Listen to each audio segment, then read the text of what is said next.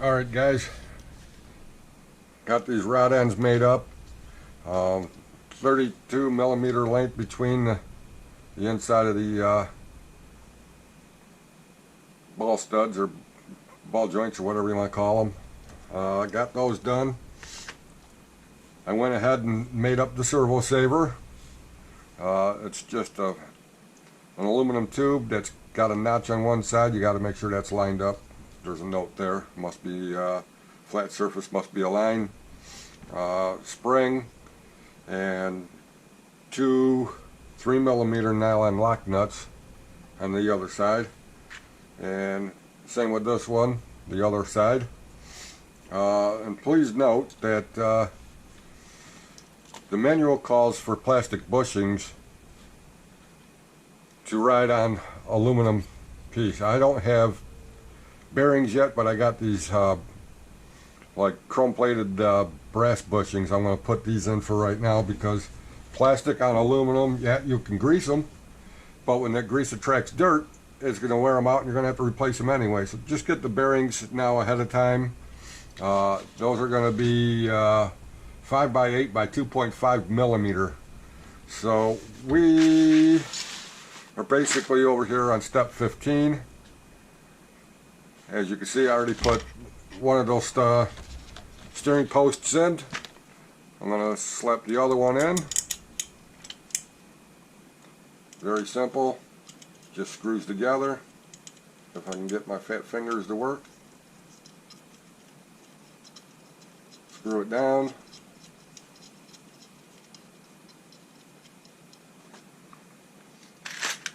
Again, the Kyosho tool is really nice. It's a 5 millimeter hex on this post, and if I can get it to line up, that would be perfect. But of course, you know, when you're is it 5 or 5.5? Looks like it's 5.5, folks. My bad. Grab your Allen key, snug it up. It doesn't call for it, but I put a little thread lock on the screws only because it's a steering point and you really don't want those to loosen up and cause you all kinds of slop. So going by the instructions here, you got this one with your two 3 millimeter nylon lock nuts in there, and like I said, those are plastic in the kit. I opted for something different, and I will be replacing those with bearings.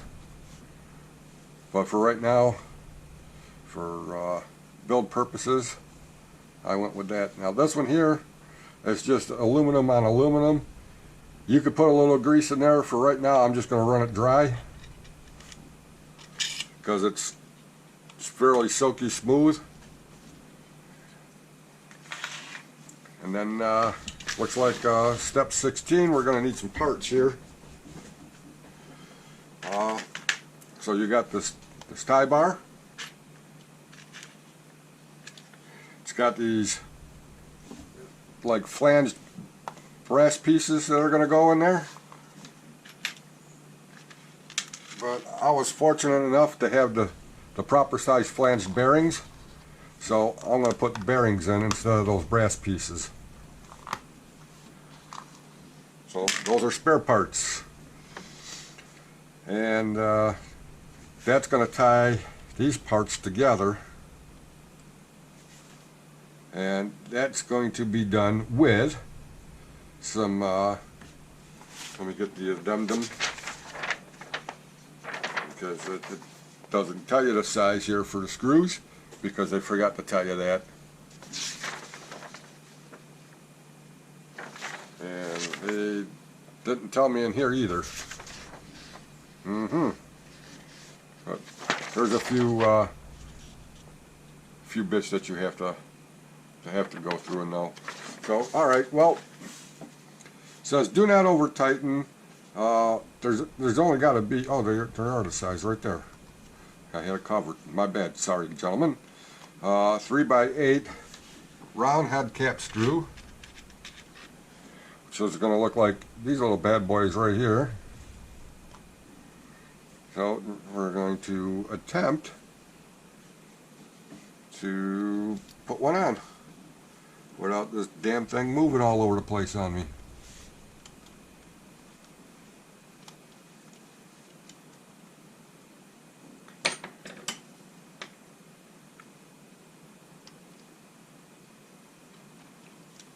Okay, well, that was easy.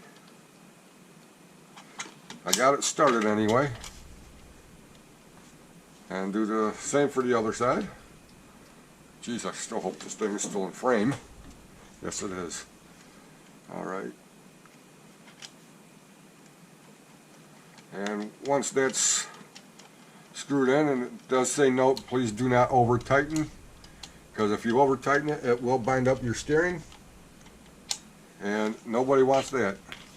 So I still got some movement in there. I can go a little bit more, but for this purpose I'm going to leave it at that. Tie rod ends now, or steering rods, or steering links, whatever you want to call them. They look like they go on either side here. So, and those are using the 3x18. So we'll dig those out, and it looks like it's going to have some more of these conical washers, which in my opinion is a pain in the ass. But I guess if you gotta have it, you gotta have it. So it looks like the cone faces the top of the shaft, or the rod. Get that screwed in, and that'll be done. So let me get the rest of these done, and I'll be right back. Alright guys, ooh, excuse me. Left off here on opening the D-bag. Yep. Excuse me again. Damn, I gotta stop drinking. And we're doing the bulkhead to the shock tower. As you can see, I already put the shock mounting screws in, and I put this one upper link on. Basically, it's captured nylon, 3mm nylon lock nuts. Probably that is not the right one, but we'll get to that. Start with the bulkhead to the shock tower. You're going to need 3x12 cap screws. And obviously you're going to need a bigger Phillips driver. Start that one. Start this one. And tighten those all up. Alright, now that that part is done, then what we will do is we will find the proper nut, which is right here, 3mm, goes into the top one as it says. Take your other rod, your upper link rod. You're going to grab a 3x15mm cap screw, or not a cap screw, but countersunk, which is weird. I mean, it's not like it's going to get snagged on anything, but that one goes up in there. Grab your driver, and that part's done. Alright, now we'll get over to the front arms. Don't do what I did. When I initially built it, looking at this drawing here, I didn't realize that one side is stepped up higher than the other, and I actually had it down like this. Couldn't figure out why it wouldn't turn. So it's got to be this way. I'm an idiot. What can I say? Take your axle, your front axle. You're going to push it in, and it's very, very tough. I had to use my table to get the hole to line up in the center there for the kingpin to go through. And as you can see, it's not going straight through as of yet, because I went a little too far, but I could pop that out, put that in a minute. This is just held on with what the hell do they call this? They call this OT 248, and that goes in from the front.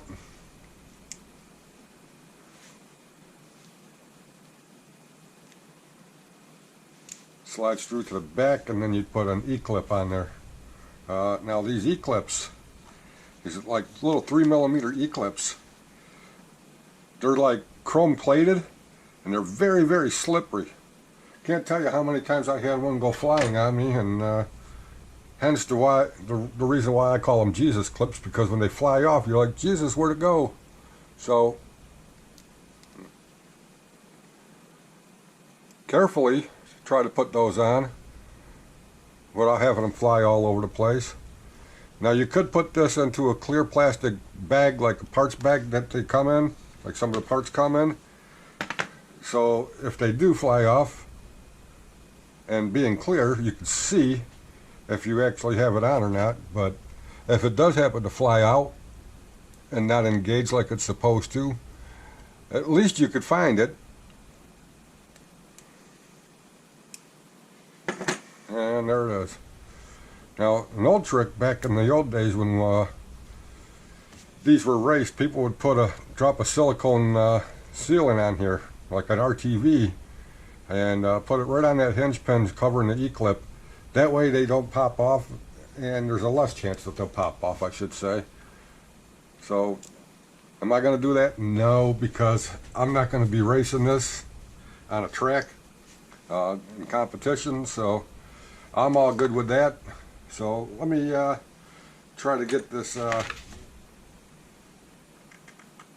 front axle pin in the right direction here.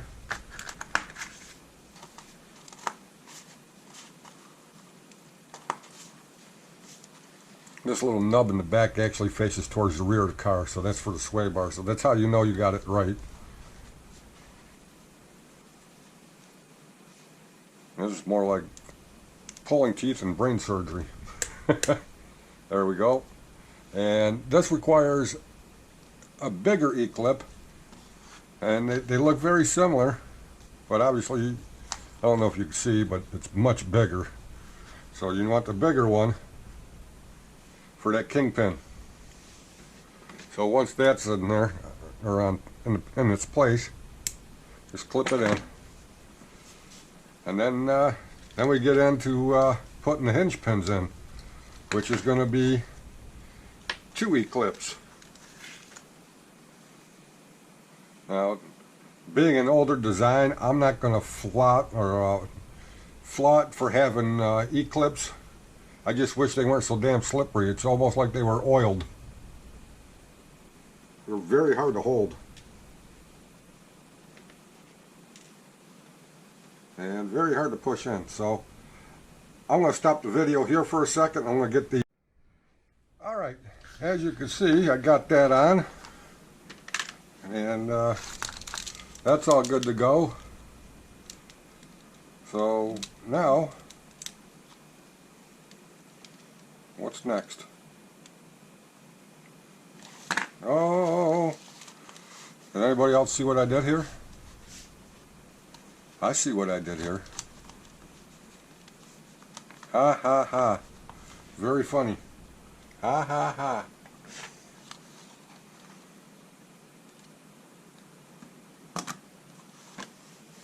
Ha ha ha.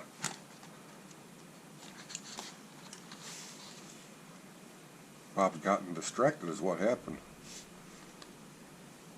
It looks like it goes on this way. Looks like it would work a lot better. Well, we all make mistakes, and it's not going to be the last time, that's for damn sure. But if you catch it earlier when you inspect your work when you're done, then you can figure out that, oh, as she said, the blind man.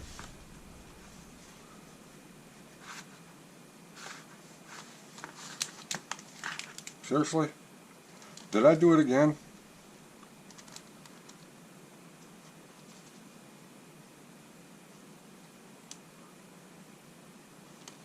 Oh, you son of a bitch. That wasn't the problem. I put the arm on with this ball joint or the ball stud for the sway bar facing frontwards instead of in the back. Hence, that's why this one will line up. That one don't. Dum dum dum dum. Alright. Alright. Bob's being an idiot today. Don't sue me. The only thing you'll get is my wife, and she's not worth it. Oh, damn, did I say that out loud? Oh, that wasn't nice. Alright, so that's a quick fix, and it's not going to take me long at all. Sorry if it's not on camera, guys, but I'm trying to get this in the proper orientation real quick and getting these E-clips back on without them having to run Evil Knievel and flying all over the place. Okay, there's one.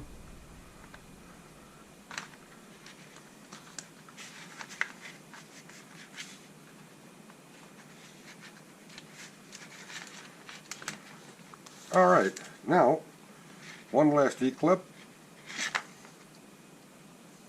Again, these E-clips feel like they're polished chrome and oiled. They're very, very slippery. Alright, now that we've got it, alright. So, now I'm going to need a 3x12, a couple of those 3x12s. And that, I don't see anything else that goes in between them, so those would just mount into these holes and screw down. And when I get done with that, I'll turn the camera back on. Alright guys, last step for tonight, and then we'll get onto the shocks tomorrow or something, but let's just get this front bulkhead onto the chassis and hook up the steering links and go from there. And it says right here, do not over tighten these 4x10 millimeter screws, which I'm going to assume, which are going to be these short fat suckers like me. And then we got nylon lock nut, and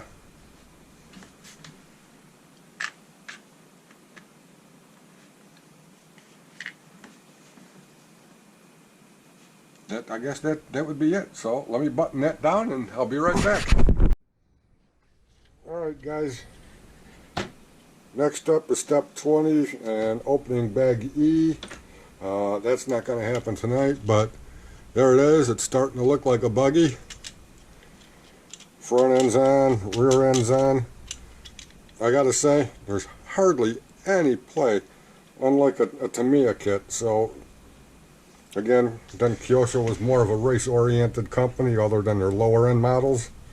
But these mid to high-end grade kits, they were all race-oriented and race-inspired. So that's it for Bag D, and hopefully we'll catch us on the shock builds. I might do something different with those. We'll see. Thank you again for watching. Have a good night, a good day, good week, good holiday, good vacation, whatever you're doing. Hopefully it's a good one. Stay safe, stay healthy, everybody. We'll see you then. Bye.